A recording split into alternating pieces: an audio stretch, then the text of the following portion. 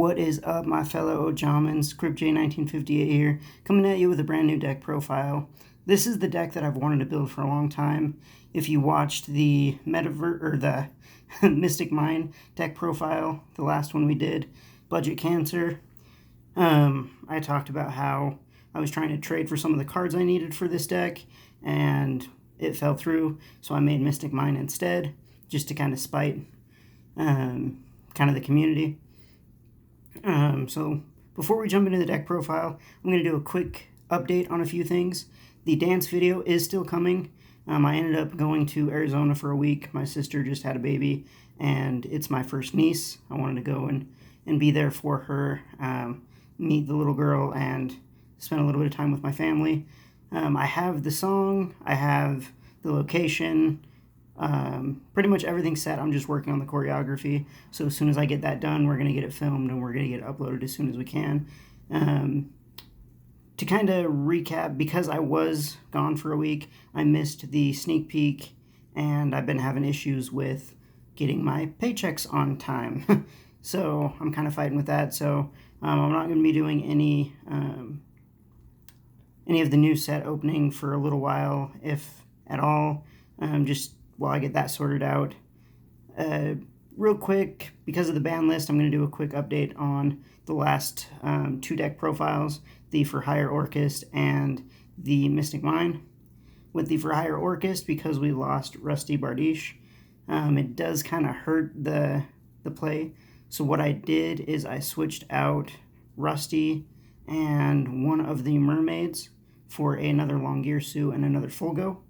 And then I tried to keep the Fog Blades in and just kind of relied on Fulgo's effect to let me draw a bunch, to try to draw into them. That was kind of cloggy, so I ended up taking out Boots, Cloak, and the two Fog Blades. And then I bumped Dampa, Recon, and Seal up to 3, and I threw in a World Wand. So you can still make the combo work. It's not as strong, but you're still able to put up a few disruptions, and then you're able to go into Boral Sword a lot easier. So you're able to OTK a little bit easier. It's just not as strong as it used to be.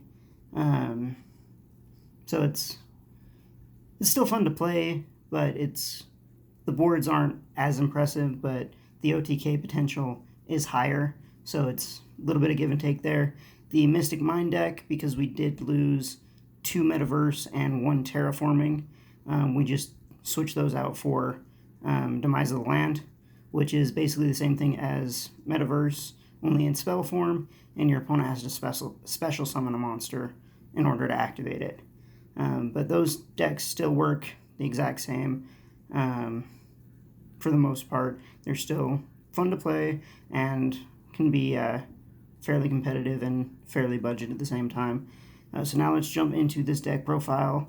We're going to show you what it is here. So we are actually playing Guru Control. This is going to be another budget variant, just because I like to have fun, but I also don't like to spend a lot of money, and I'm not really lucky with pulls. So a lot of people say you need extravagance. You don't need it. It does help the consistency, but it's not a necessity. So really the expensive card in this set is going to be the Hidden City, because that is a secret rare that was only printed in one set, and that was the Dark Illusions, I believe. And that's sitting at about $20 to $25, depending on where you're getting it from. So you're looking at about $75 just for those 3 cards, but the rest is pretty budget. So let's jump into the profile real quick. So we're running 3 Guru. It is Guru Control, so we need Guru. He basically makes Subterrors really good. Every time he is flipped face up, once per turn, you get to search a Subterror card from your deck to your hand. And that's any Subterror card. The only card you can't search is the field spell, because it is called the Hidden City. It's not called Subterror. It doesn't have Subterror in the name. So that's kind of the only drawback. He also has another effect that can target him and another monster, flip them both face down, and if you control another Subterror, it's a quick effect, so you can do it on your opponent's turn. Since you can't link with face down monsters, if you have Guru and another monster out and they try to build a board, just flip their stuff face down before they can link off with it, and you can stop their combo. And then with a few other cards, he can get pretty beefy and you can basically turn it from Guru control to Guru beatdown in just a matter of a few turns. So he is really, really good for the deck. And then running 3 Fiendus. She's basically an Infernity Barrier. You can send her from your hand or the field to the graveyard to negate the activation of a spell, trap, or monster effect that your opponent controls, and target one face-up Subterror monster, flip them face down, and it negates it. So you do have to have a face-up Subterror monster, and either her on the field or in your hand, but she is searchable with Guru. So if you flipped Guru face-up, searched her, you have the face-up Subterror, and you have her in your hand, so you can basically negate it, but that is once per turn. But it is a good Infernity Barrier there. Then we're going to go into the one-ofs. We're going with 1 Archer. If she's a lot of people use her for her destruction effect. If she is destroyed, you basically get to set a Subterror monster from your deck to the field. And you can usually people use it to get Guru. I like her other effect a little bit better. So if I don't have to use that effect from her, then I won't, but obviously if I'm having a hard time getting to Guru, I'm going to use it. Her other effect is if she attacks a face-down defense position monster, at the start of the damage calculation, you can actually just shuffle it back into the deck. So a lot of the times what I'll do is, if there's kind of a tough monster that can be flipped face down, and I have Guru on the field, I'll search her, put normal summon her, use Guru's effect to flip that monster and Guru, and then attack and shuffle it back into the deck, and get over it that way. Yeah, she helps get rid of problem monsters. Then we're going with the Behemoths. Mastrix, I think is how you say it. When he's flipped face up, he can banish a monster your opponent controls, and all of the Behemoths have a effect that lets you flip them face down each turn. So, and then they'll summon themselves if you flipped cards face down on your side of the field. So what I'll do a lot of times is, if I'm trying to get him on the field and I have, Archer and Guru, Guru's effect, flip him and Archer, and then special summon him from my hand. Next one is Dragosori. These names are weird. When he's flipped, your Subterror monsters cannot be destroyed this turn. So a lot of people don't run him, but depending on the matchup, he can be pretty good. And he's a pretty strong body. 24 attack, 16 defense isn't all that great, but with other cards that you can get, you can actually bump him up quite a bit as well. And then the last Behemoth is Voltelleric. And when she's flipped, you can target one set monster your opponent controls and take control of it until the end phase of your next turn. So again, if you can flip him face down with like Guru, and then use one of your trap cards to flip it face up, take control of it, it's just another way of clearing the field and making it a little bit easier to do some damage. Then into our support monsters, hand traps, we're running Veiler and Ash. We want to make sure that we're stopping problem monsters and we're stopping them from getting to the problem monsters. So that's kind of why we're running those. I think if you have room in any deck, you should be trying to put in hand traps. And now for the spells, like I said, the Hidden City. Only been printed once, it is secret, so it is the expensive card in the set, but its effect is amazing. You activate it, you get to search a Subterror monster from the deck to your hand. Usually you're getting Guru. Once per turn, you can also flip a face-down monster you control face up, and it gets all of its effects. So usually what you'll do, you'll activate Hidden City, search Guru, set Guru, Hidden City's effect to flip Guru, Guru's effect to search. If your opponent attacks, you can flip a face-down monster face up and negate the attack. And again, it still gets its effect. But it does have the Union Hanger clause where you can only activate one per turn. So if you open with 2 in your hand, you activate one, get your search, you're not allowed to activate the other one to get another search until your next turn. Subterror Cave Clash. This is one of the cards that is really good, but it's kind of a one-of.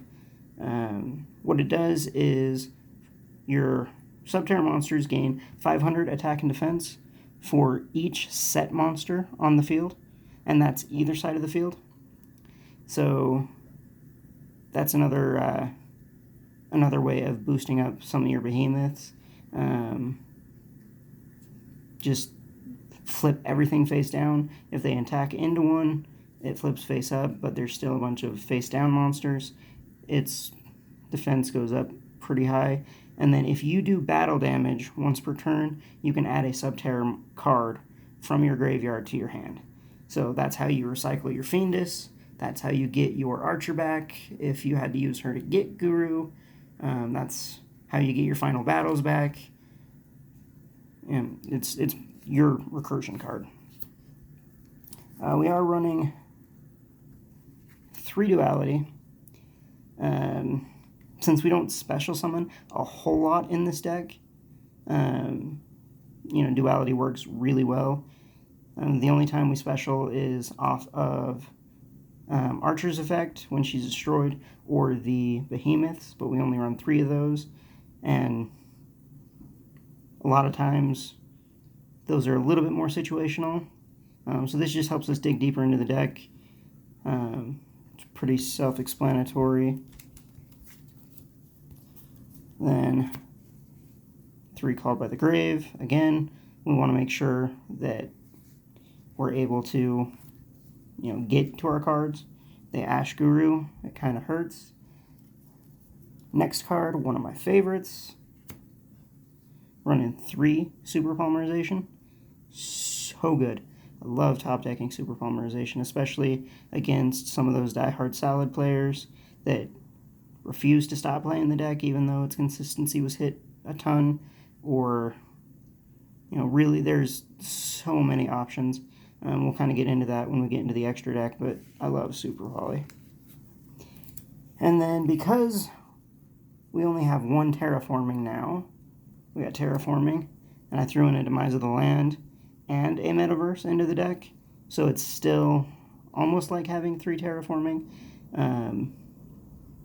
But it still just helps us get to the field spell. And then we're going to go into the traps. Best trap in the deck by far, Subterror Final Battle. It has 3 effects, and it's not like a normal trap. It's kind of like Swift Scarecrow. It sets itself back when you use it. 1 effect lets you flip a monster face up, a face down monster face up, and then you can change a face up to face down. You can make it so none of your activated effects can be negated. And one of my favorites is you can increase the attack and defense of one of your Subterror monsters. Basically what it does is you take the attack and defense of the monster, add it together, and then both the attack and defense become that total. So with Guru, he's 1,600 attack and 1,800 defense. Use that on him, it goes up to 3,434, or 3,400. And these aren't once per turn. So if you have 3 of them down, you can use the effect, each effect. Or the same effect, sorry, but the damage one does not stack because it's based off of the original attack. So really, you can use all 3 of them to flip each individual monster face up, or flip them face down, or gain attack on 3 different monsters, however you want to set that up. And then into some of our floodgates, probably the best one right now. There can be only one. A lot of the decks that are becoming popular or are being meta right now are usually all the same attribute, or their ending board ends on cards that, or same type, sorry, are ending on boards that are the same type. So, Salamangreats, Orcust, Thunder Dragon, like a lot of those are mostly the same type through the whole thing. Even like Marincess, that's probably going to be really popular in the next few months. A lot of the decks that are coming out are either all the same type, all the same attribute, or both. So, yeah, I love this card. It can stop a lot of decks in its tracks, and we run 3 because we want to see it as soon as possible. Another card I run, and this is more of a personal preference, is Goes and Match. So you're only allowed to control one attribute. The entire deck are all in the Subterrors, are all different types, but they're all Earth. So we can play under There Can Be Only One, and we can play under Goes and Match. Goes and Match is kind of an underrated card in my opinion right now. There's going to be, I've already seen a lot of people start picking up True Draco, and they're all over the place with attributes. Tenyi, I feel like they're going to be a pretty popular deck. I'm actually going to be building them myself. They're all different attributes. All of the Orcust decks that are still floating around use a bunch of different attributes to get into the Orcust plays. So if you can start it early, or if you can flip Gozen when they have Mermaid on the field, you're pretty much set. I feel like it's pretty underrated right now, and there's a lot of decks that it can hurt. And then the last card, like I said, is Metaverse. So that is our 40 cards. So we have the search cards, we have the floodgates, and then we have, our monsters and stuff. It's a really fun deck. I took it to the locals last night. It wasn't this exact setup. There were a few other cards I was running, and I wasn't running Demise of the Land or Metaverse, so it didn't work as well, but I've been testing this setup all day, and it works a lot better that way. If you do have the money for extravagance, what you would want to take out for it is probably those two, and either a Goes and Match, a Demise of the Land, or Metaverse, because if you have the extra draw power, it's going to be easier to get into your field spell. So those are the ones that I would take out for extravagance. And then as far as the extra deck goes, it is all super poly targets. So we're running Mud Dragon, Violet Chimera, Starving Venom, Predator Plant, Dragon Stapelia, and then Duplex Chimera. Just takes 2 cyber monsters, and Konami seems to really be pushing cybers right now, so it can hurt quite a bit of decks. The Dragon Necro Nether Soul or whatever it is, the zombie one. And then this is kind of a fun one, World Child Scar Dragon Almarduke. He is 3 link monsters, and he can either be fusion summoned, or you can tribute the 3 link monsters, but usually you're going to use it on boards that link summon a lot. Orcust, Salamangreats, even Marincess that link summons a lot. Really anything the link summons. You're not going to run into those too much, which is why I only run him at 1. And then,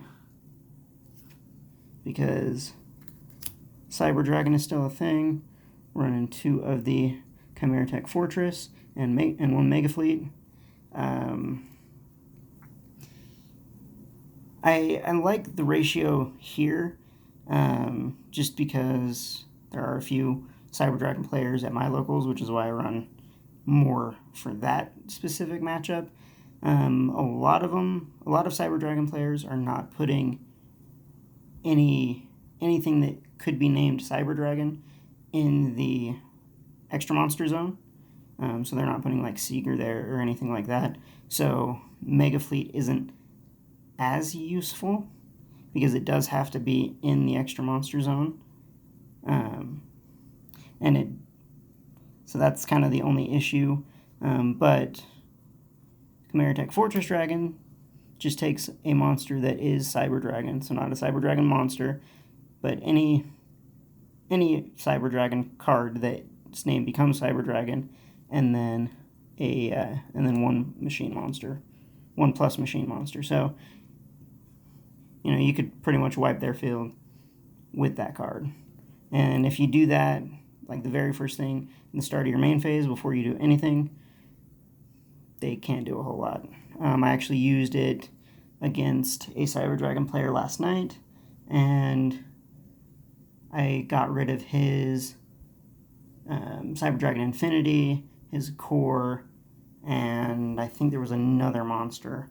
So I did another machine monster. I can't remember exactly what it was, but because core's name becomes Cyber Dragon while it's on the field, I met all the requirements, contact into it, cleared his board, and then just kind of went off from there.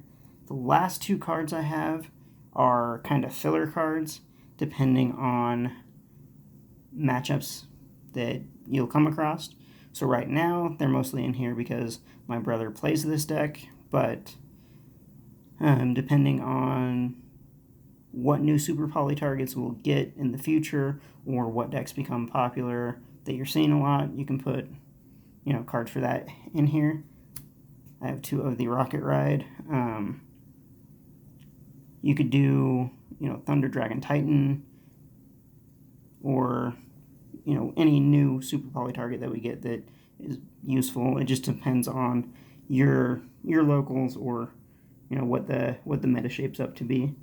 That is the deck. I don't quite have a side deck for it yet. I'm kind of running into that issue where I have a lot of cards, but not a lot of extra cards, so I have to switch cards between decks. So really what I would do is 3 Pankratops, 3 Lancia, just because we're still seeing Orchist, and then 3 Twin Twister, and a few cards that I have really liked over the last little bit is Compulse Evacuation Device. I would side in 3 of those. Again, just because it can disrupt combos so well if you time it right. Just being able to bounce a monster back to the hand is so nice. Again, because Orchist is still pretty popular, they get Mermaid out, flip Compulse, bounce Mermaid, their combo's done. There's quite a few decks where you bounce 1 card, their combo's done. So I really like that. And then, maybe 3 Judgment, or you could even do maybe cherries, and then switch up the extra deck a little bit, so you have some cherry targets as well.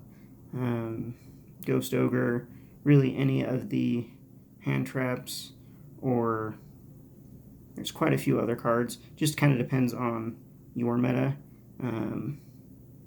I really like Solemn Judgment, so I would probably have 3 of those because they're always live, because you're halving your life points and you always have life points or the game's over. So I really like that just because they can stop everything. That is the deck profile. Let me know what you guys think. If you guys have any other options or things that maybe you would do different, I would love to hear it and kind of know why. That's one of the things I love about this card game is two people can be playing the same deck, but it can be completely different and work completely different, but can still get to the same point, if that makes sense.